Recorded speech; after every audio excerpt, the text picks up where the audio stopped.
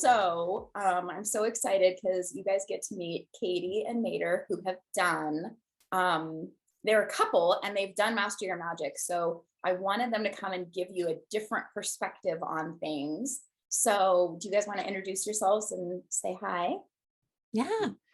I'm Katie and we live in the Bay Area in California. And yeah, gosh, Cara, I don't even know, 5 years. I feel like Yeah, I just like I it's been know it's been a 5 years. while since we've been getting to do this stuff. Yeah, like I think that's when I started Master Your Magic probably 5 years ago.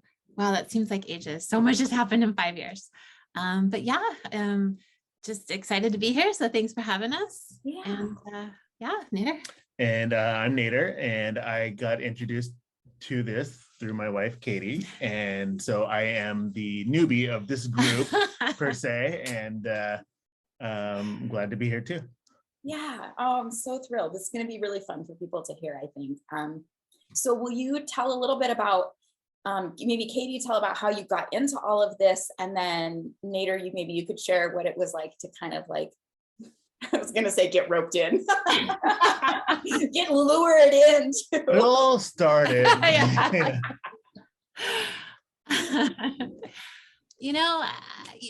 think, how did I come to you? I did life coaching, and my life coach, like eventually, like what I had talked to with my life coach, who was fabulous, Michelle, she was great. And she referred me over because I think one of the things that I realized is I had a lot of intuitive ability and I didn't know how to quite work with it. And it was a little bit scary, to me, because I know that I had always had that. I just never knew what to do with it. And I never knew how to explore it. And I remember Michelle, it was such a blessing. It was like, I have this friend, Cara, that could help you with this. And I remember I scheduled a connection call with you, and it was really helpful because I think the thing that was great about you is you made me feel safe. You made me feel like there was a safeness around it and that it didn't have to be scary. And that there was a way to approach this that was in curiosity, with an openness. And yeah, so it was just always that I knew that there were guides and angels, and I just really didn't have that ability to connect. And there was a lot that wanted to connect with me, and I needed the tools. And so I think that's how I found Master Your Magic, and always been an empath. So I think that that's another component of it as well. And I think you've probably known I've always been an empath. That's a thing. Being in relationship with an empath, that's a whole thing. Yeah. Right. Yeah.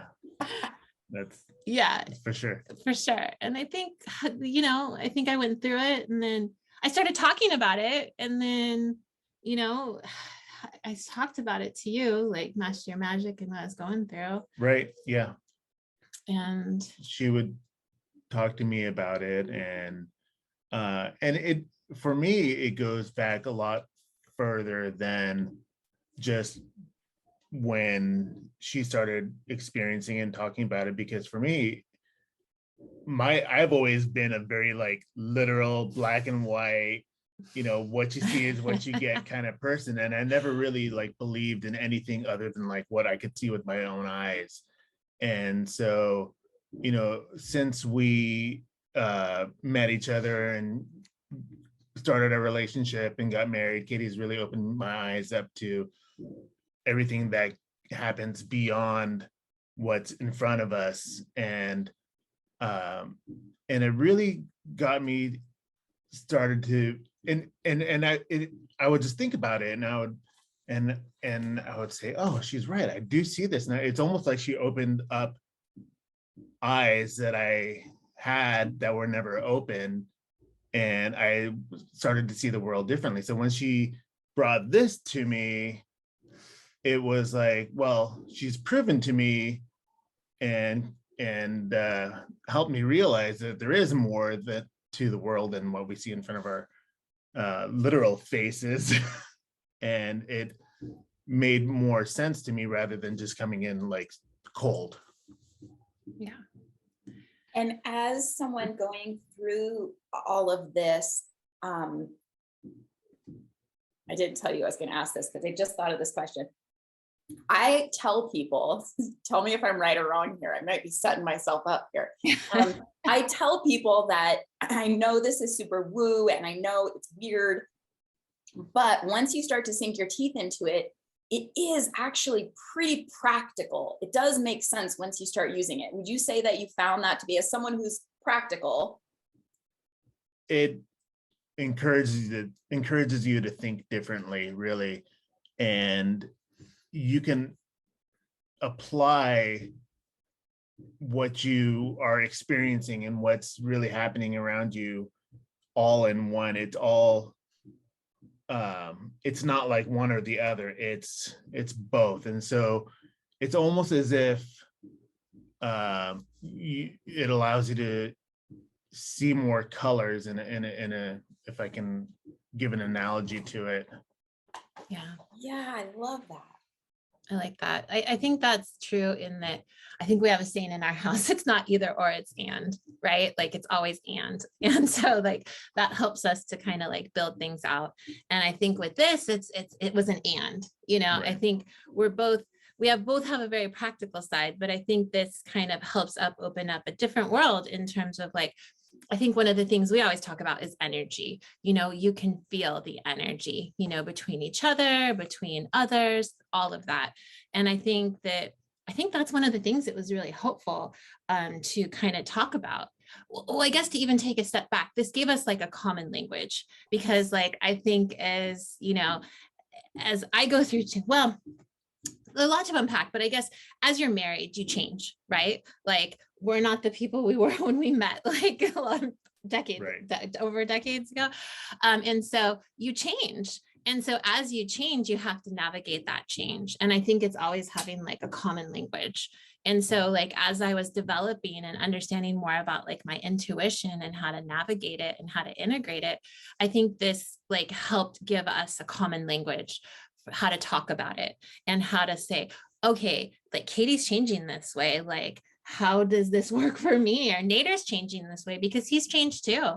And I think you have to kind of approach it that, you know, marriage isn't static, super dynamic. Yeah, I mean, it's a very fluid experience, and it is not linear, and it's not consistent. It's fluid is just the best thing I can think of, and this helps sort of navigate that sort of fluidity, is to not everything is the same and not everything is going to be consistent, and sometimes it's this and sometimes it's that.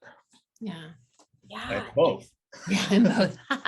Don't you find too in relationship, not to take us off on a tangent, but that if you're embracing that fluidity, if you're open to understanding that you'll always be changing and a partner will always be changing, then there becomes this beautiful excitement about who's the person that they're becoming. You can be excited about the changes that they're going through instead of feeling like putting them into a box, like this is the way you're supposed to be because this is how I expect you to be, or digging your heels in and saying, I don't think we should change, nothing should change.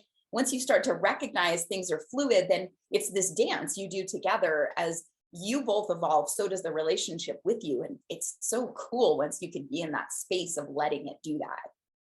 Yeah, I think that idea of dancing is really important, you know, because I think there is that kind of ebb and flow. Like, I think we, like one of us, like balance, like, I don't want to say there's no such thing as balance, but there's this ebb and flow, and it's this constant kind of like movement.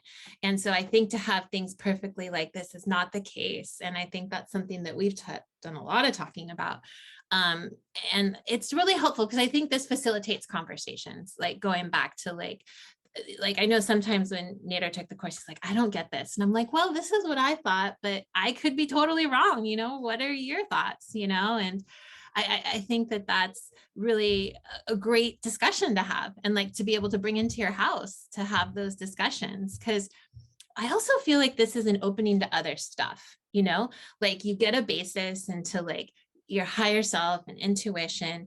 And then you could find this other like, book that you like and it takes you down this more about chakras, or you see this, and like, so I think your own interest, you'll start to be more in tune to it and be able to dive even deeper. So I felt like this laid a great foundation, for that, and like places that I was like, oh, this really interests me, I'm going to try this, or oh, I learned about this too, so I just think it kind of opens the book, and then you can kind of figure out like where you want to go, because I just feel like this work is so much breadth to it. Yes, I love that. I love that. I totally agree. Would you tell us about some of the shifts and changes you've seen in your relationship, or how this has impacted some of the growth that you've seen? I think for me, and well, really for both of us, being able to sense each other's energy really helps, because it becomes that second form of communication where we're so used to communicating through verbal words, and oftentimes, especially for me, words don't always translate the way that you want them to. And so being able to have a little bit more intuition as to what someone's going through, or what someone's feeling, or really what the temperature of a certain situation may be, helps with that communication. It's almost as if it's like an advantage in life to be able to sort of sense, hey, what's happening right now? And and really, in both in relationships and within oneself, because for me, knowing how I feel and knowing what, being more in tune to how I feel also can help me manage how I am in this relationship. So it's both. It's being able to be empathetic to your partner, and also being able to read yourself and how you are uh, corresponding within the relationship, I guess, is probably the best way I could put it. Yeah, I think that idea of like, for me, it's like, I'm not in the space that I can do this, or like if I don't feel like energetically in alignment, and I think that's helpful, because then I have that self-awareness where I kind of get the feeling, I'm like, this isn't going to be productive. Like we're both not in a space that this is going to like help. And I think it's having that conversation, because I think we both like to get things resolved, but in the same respect, like sacrificing like getting something resolved for a result, for like not having that safe space, that's not a great thing. Like I want to feel like I'm in alignment. I want to feel like I am equipped to have this conversation, and that I'm in the right like mind space to do that. And I know Nader does too, and I think that's an evolution, that's a shift in our relationship. I think before we would like push and be like, no, we got to come to a resolution. And then I think it was like, well, why? It's not time sensitive, like let's give us like some space to be able to like let this breathe, and figure out like what we want to do, or whatever the discussion is about. Because I think that it's protracted, I think, how we handle things, and that's okay. It's okay to slow down, and it's okay to be mindful of how you want to interact with each other. It's definitely not instantaneous gratification, for sure. And I think that's something we had to learn, to be like, well, this might take us talking about it, leaving it, and coming back, and just being okay with that. And that actually goes in hand in hand with the whole evolution and evolving and growth. Yeah. And when I referred to as things not being consistent and not being linear, it's that things can be excuse me, things can be slow, things can be fast. Things don't necessarily have to have a shape or format for That's them true. to be valid. Yeah, I agree with Yeah.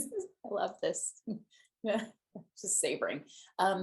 Will you share a little bit about the ways that you both receive information and interact with your gifts and abilities?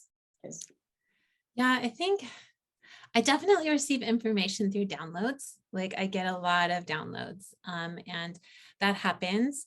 And I think I get visuals a lot as well. So I think downloads number one, visuals number two, and it's a lot of, um, I think I have through this process, I've made this commitment to live like an intuitive life. And so Nader knows that like if I get this like intuitive hit and I'm like, yeah, we gotta go. This place just doesn't feel like somewhere I want to be. I think before he'd be like, and then now he's like, all right, we're out of here. you know.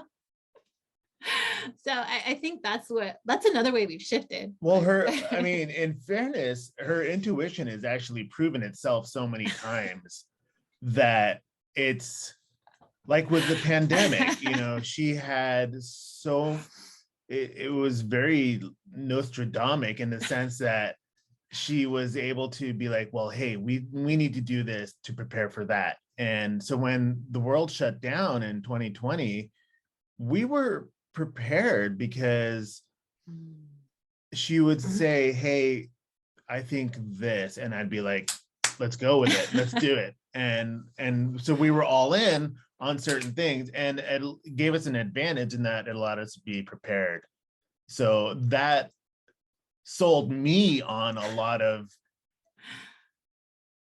not that I was doubting, but you could be accepting of something and then even be more sold on it, right? Just by seeing how effective that can be.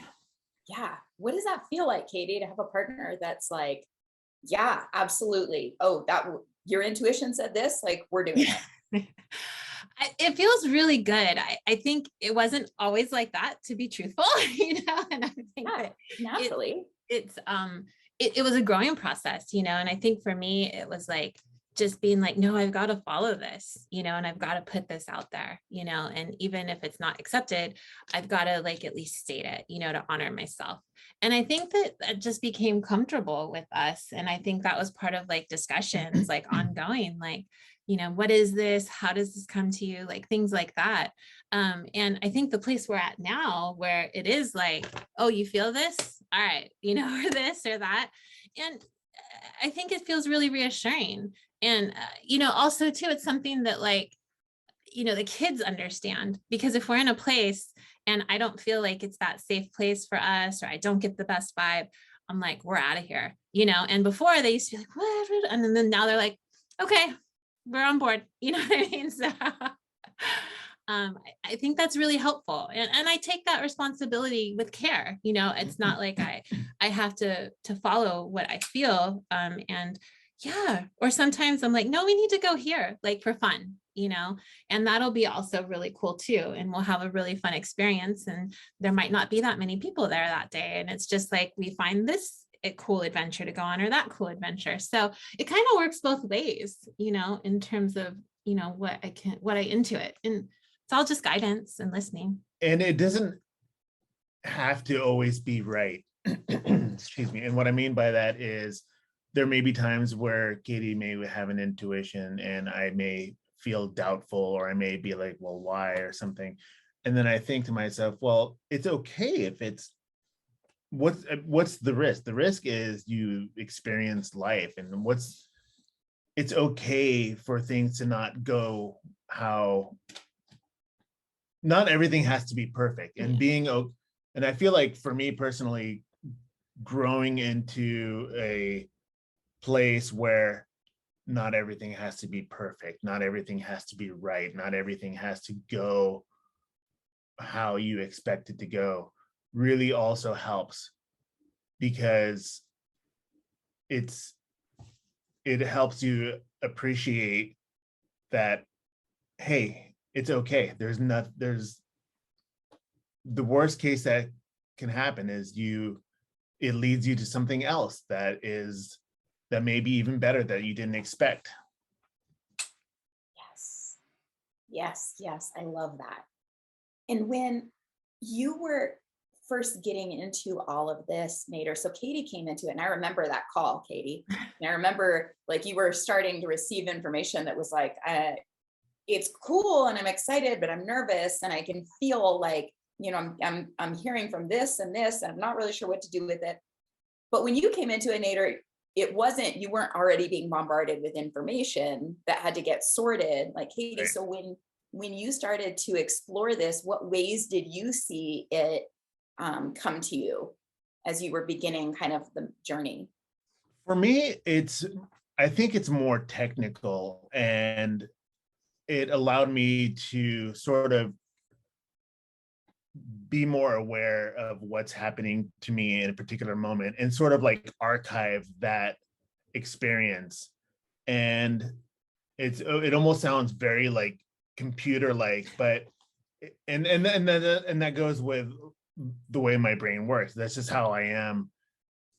And by sort of having a log of like experience and being able to like call on how I felt at that moment allows me to be more in tune and sort of use my intuition that way. So rather than it being a more of like a proactive thing, it's more of like a reactive, oh, this is something that happened, this is what I learned, this is how I felt. And so I'm absorbing experiences differently than before, because you can absorb an experience and then you can just chuck it. You could just, you'll have a superficial memory of it, or you can absorb an experience, identify what you learned, identify how it felt when it happened, and then be able to use that experience to learn for the future. So it's almost as if it's a now when I'm experiencing things, when I'm experiencing life, I'm almost like proactively looking for like, how is this going to help me in the future? Not that it has to, but it allows me to look at life through a different lens. Well, I think your body, you listen, like, I feel like as I hear him, a lot of stuff comes through your body. Like you get a lot of like feelings in your body, you know?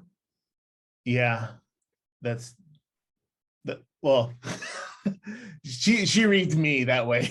She's good at that. It's a good team effort. I love it. Yeah. And and it also helps me. Katie will tell you this too. It helps me to know when I know that I'm not right about something.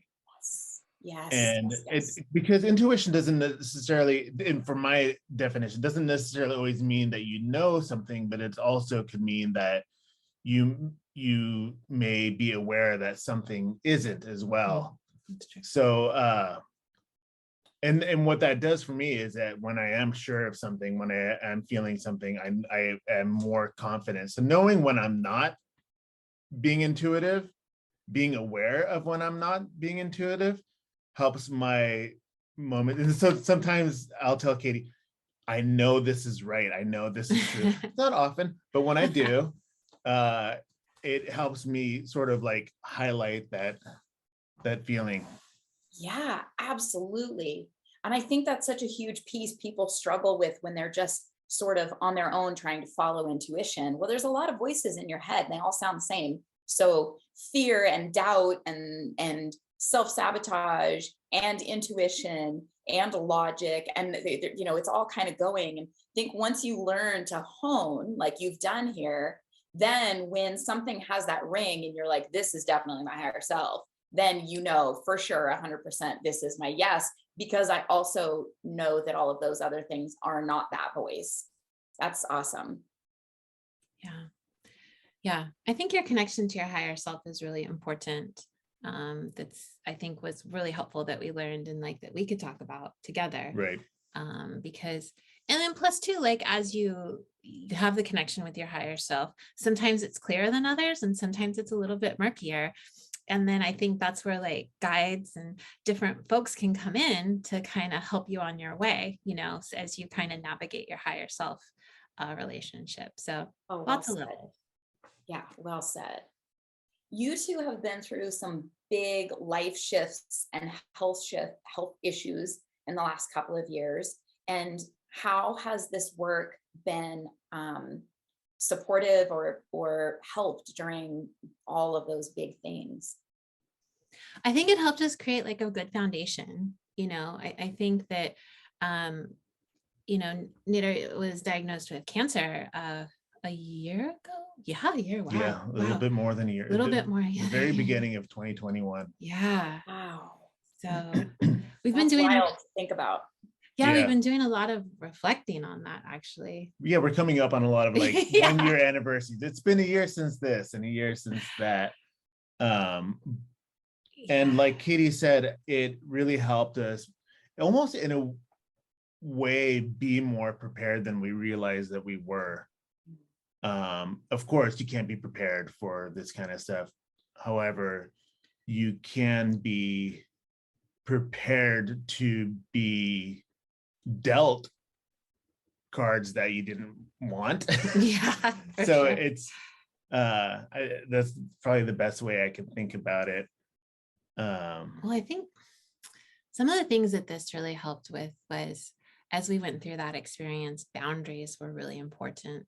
Like, what are our boundaries? What are our physical boundaries? What are our energetic boundaries? Because I just think there's so much energy swirling around when you go through an experience like that. And it really helped clarify, what we wanted in our life and what we didn't. And really being able to be aligned on that. I think that was really huge, because at the end of the day, when you're going through a cancer diagnosis and journey, you only have so much energy, and you really have to be mindful of where you're going to use it and how you're going to show up. And you can't show up for everybody, and people that get that, and people that don't, they don't. And that's okay.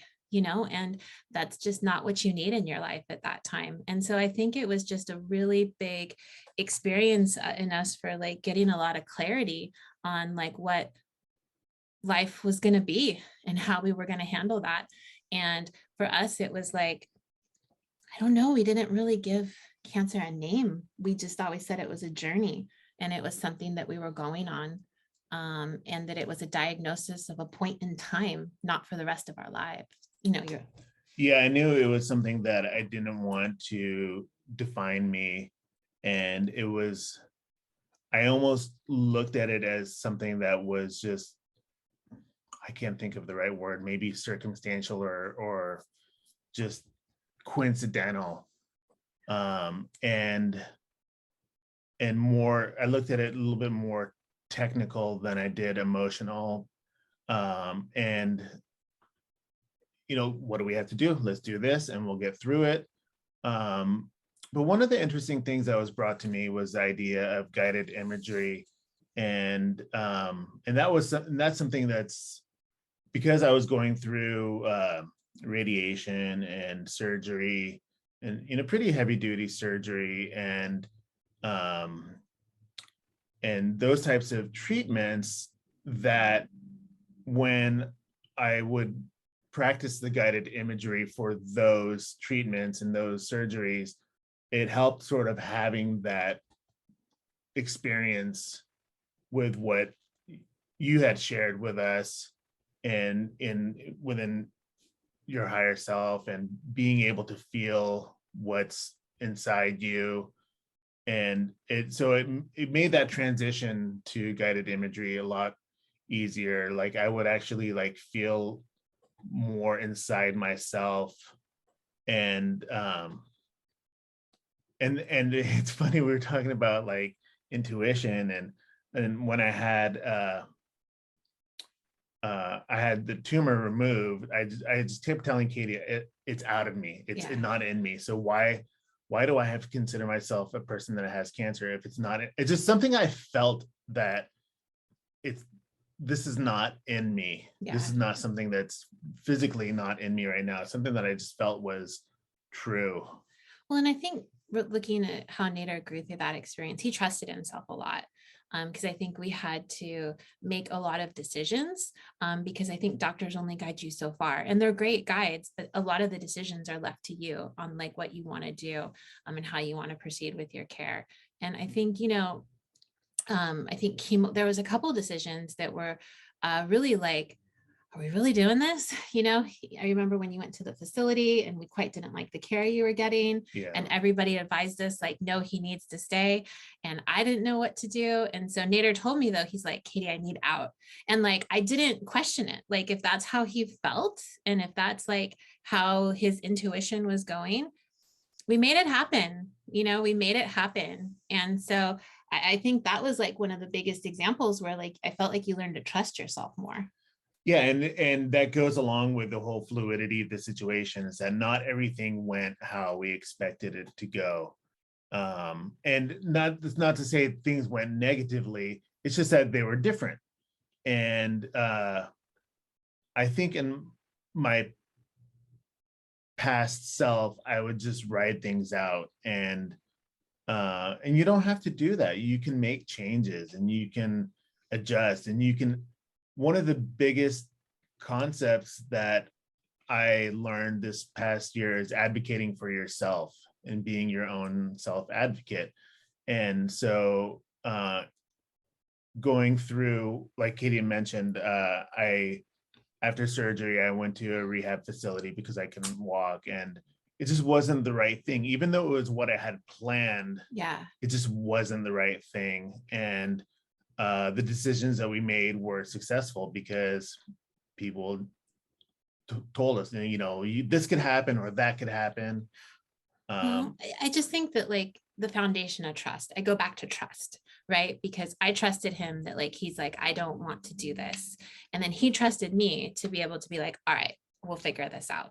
So I think there's that like mutual respect of like, when one person has this feeling or intuition that the other person, goes along with it, because that's just how, I guess that's just how we've evolved, and I think that that's just, yeah, that was like one of the beautiful things is that you have that foundation. So I think that's what we said in the beginning, that this helped us with the foundation. Yeah, right. So Yeah, it's really helped you guys work as such a cohesive team, which is really cool. And I'll say, like, as somebody who got to witness you guys go through that journey from the outside, woo, it was masterfully done. Not only was it lickety split, like, all right, yeah, and like you said, you were no cancer in no time, and you guys, but mostly what I could see from the outside is that you took this journey as an evolution. And like, all right, this is an opportunity for our evolution. And I watched you both just blossom through it into, I mean, it's really, really, really, really inspiring to watch. And, I think there will probably be people who get to listen to this who are maybe standing at the beginning of that journey and getting to see some folks on the other side of it having gained from it, not lost, like, braved it so beautifully and gracefully, and navigated it with such strength and love that you really, I mean, you're still growing. Like it's in the past and you're still on the journey of expansion, which I think is so beautiful to see. Yeah, it truly was a journey, and it wasn't just one journey, it was two journeys, and it was two completely different journeys. That it wasn't just my experience, it was my experience and it was her experience, and they were completely different. yeah. And completely different experiences. So I mean, it's hard to wrap my head around it, but it was just two completely different things happening simultaneously.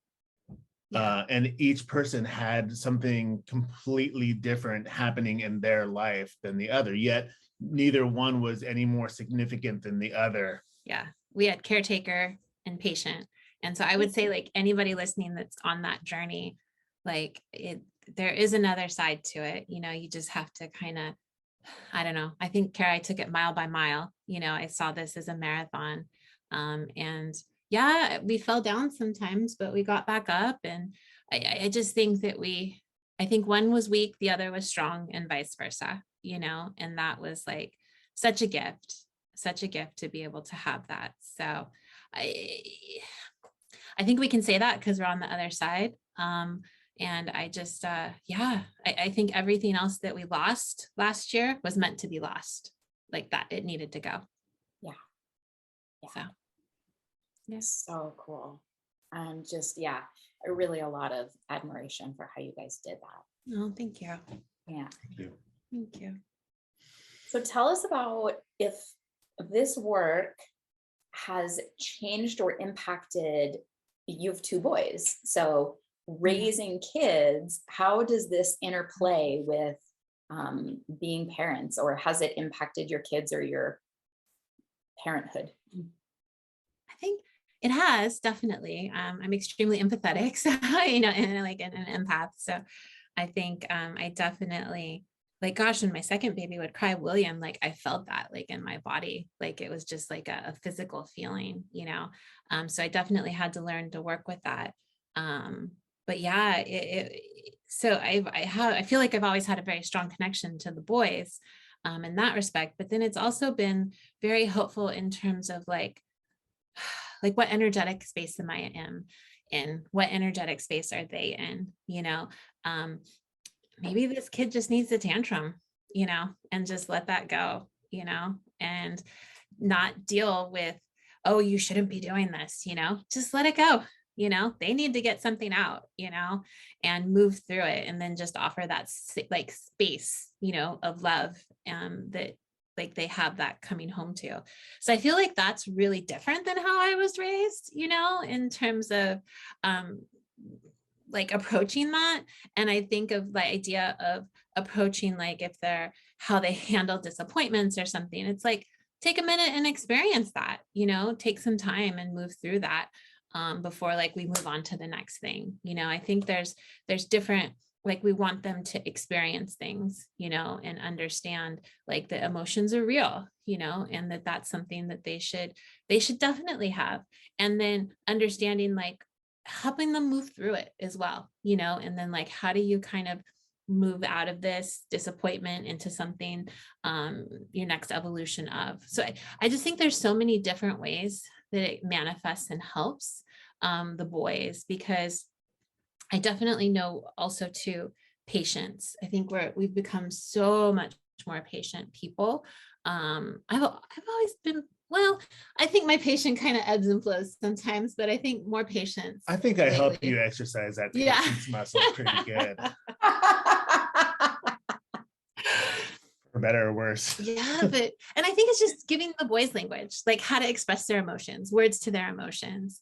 I think that's something as well that we really encourage with the kids. And just, yeah, we talk about energy a lot, like the energy you put out into the world, and the energy that you're taking on. I think kids can take on a lot of energy of others, and showing them like what's yours, what's other people's, and being able to have that conversation with them, I think is really helpful as well. So giving them tools, I think that we never had, that's for sure. That's definitely, and it's as much, and these are things that we're going through evolution and learning now, Yeah.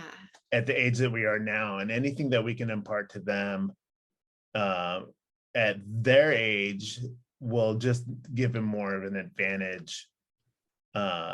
It's like Katie is saying. And then in addition, for me, we tend to think of our children as an extension of ourselves, as they're literally the biological product. However, from like a super macro level, they're also individual beings, and sort of like honoring that they are individual beings helps kind of separate the should have, would have, could have type of parenting, that you should be this way or you should be that way or you should do this, and allowing them to be their own individual being. Yeah, I think that's really important, letting them have and develop their identity, their soul, and how that kind of moves through in their spirit. I think that's really huge, and honoring that. I think that it's really helped. I know we definitely encourage their interest, and their interests change quite a bit, but that's okay. I think they're exploring and they're finding what vibes with them. And we have two boys and they're extremely different, and honoring that they're different and encouraging the difference, I think is really helpful. I mean, we always have that family unit, and I think it goes back to like, this is our foundation, and this is like, these are our family values, and having that is the strength of it in terms of, what we want. to focus on, which I think is a lot of like collaboration, Right. a lot of like fun celebration. That's something that we got out of last year, is like celebrating, taking the time to celebrate, and trust, that's a big thing in our home, and kindness. Like there's just all these different things that we can take in and weave into this, and how we interact with them. So I think it's very rich in terms of like looking at the child as in a whole, Right. as a whole being. Ah, so cool. I think about like how fortunate they are to get to witness the two of you as role models in the way that you navigate life and hardship and relationship and success and everything. And they're getting that like map of life that, I mean, not a lot of kids maybe get to this degree. That's amazing. Yeah, I know. I didn't get that. Yeah, it's interesting that you say that, because if I reflect on my childhood, I think of specific things, but I don't know if I recall like the victories and the wins, and so to Katie's point, it's important to celebrate those and create those memories, because not everything I mean, it's so cliche, but we're in such a society of like drama and negativity and just reflecting on the negative things that happen in our life. And we can modify that, we can change that, because it's important to realize that if you've won before, you can win again. Yeah. Yes, yes, yes. Okay, I got one last question for you. Will you talk about intuition, spirituality, and creativity and the interplay? Because it's a big part of your lives and something that has been able to like blossom and grow. And I think the way that you do it is so cool. Yeah, I've always had creativity in my life. I think, it wasn't always given the prominence I think that, it was supposed to, and I think I went down a very different path, in terms of going more of science, which is great. And science has served me wonderfully well. But I just think that, I didn't necessarily pursue creativity originally as I had wanted. And it's funny because I think sometimes we're both recovering creatives, because Nader had a similar story.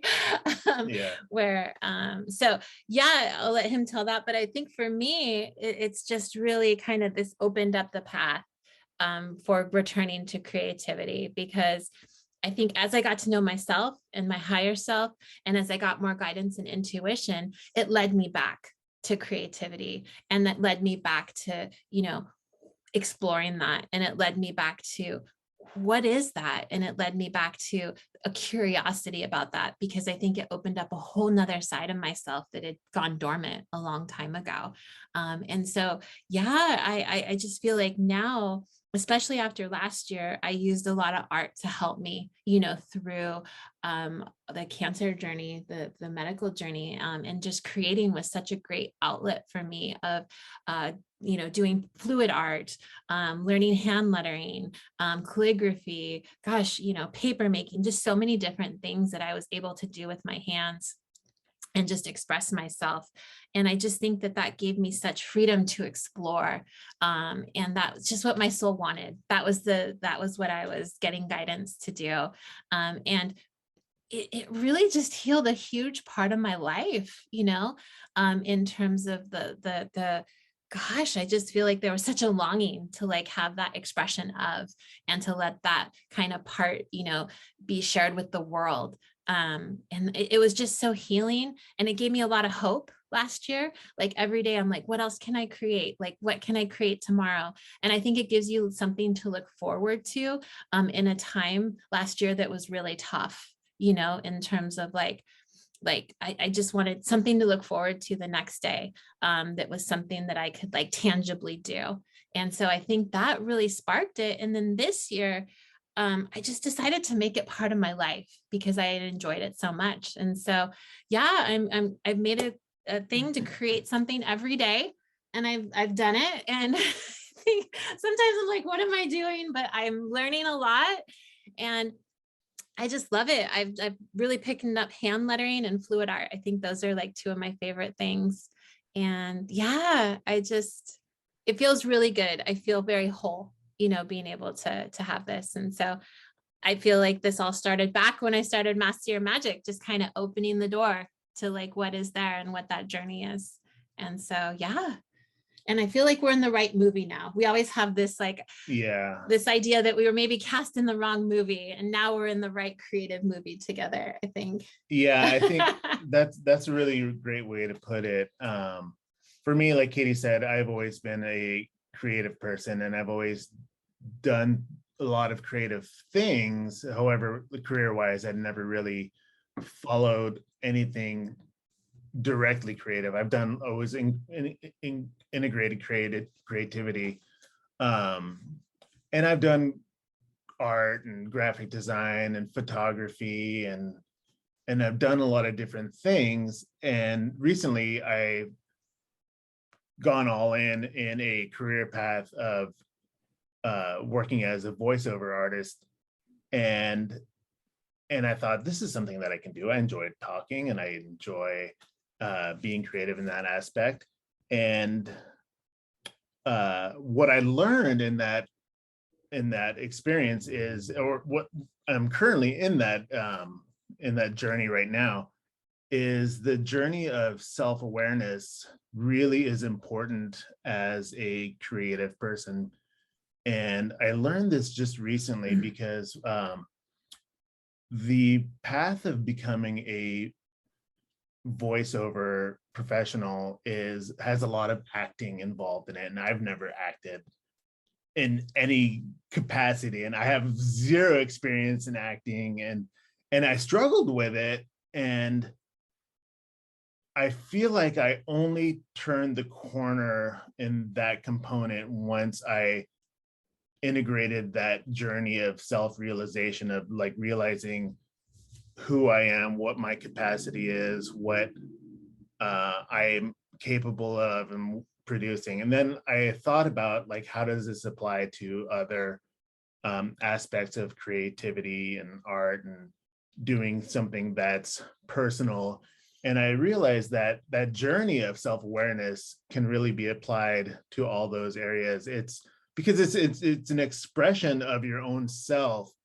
And if you don't know who you are, you're going to struggle expressing yourself. That's true.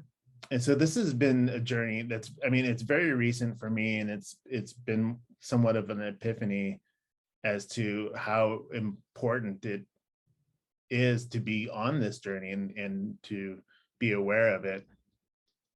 Yeah. I think we've come home, right? Like, I think it's like we're very centered in who we are, and we've really come home to ourselves, like, and how I've been doing my art and how Nader's found his, I guess, voice and voice work, literally, like we're talking about the universe being like right in your face. Right.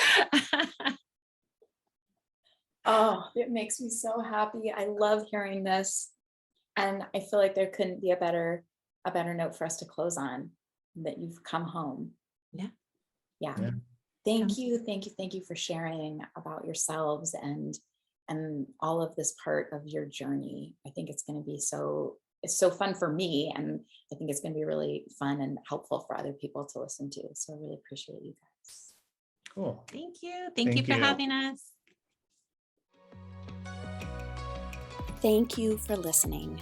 If you are feeling that little pull or curiosity for more, I hope that you will join me for Master Your Magic Intuitive Development School. There's a link in the show notes, or head to the website caraviana.com for all the details. Master Your Magic includes the most profound tools, the ones that saved my life, and I truly believe this work will change every area of your life. So join me for uncovering and expanding your unique gifts and learning to sit in the captain seat of your reality. It is for both beginner and advanced students, so whether you're old hat at this stuff and ready to truly step into your potential, or just now wondering what are your intuitive gifts and craving that ability to talk to your higher self, Master Your Magic is designed to meet you where you are and take you further than you thought was possible. It only comes around once a year because I teach every lesson live, so don't wait to check it out. With deepest love and celebration of you and your superpowers.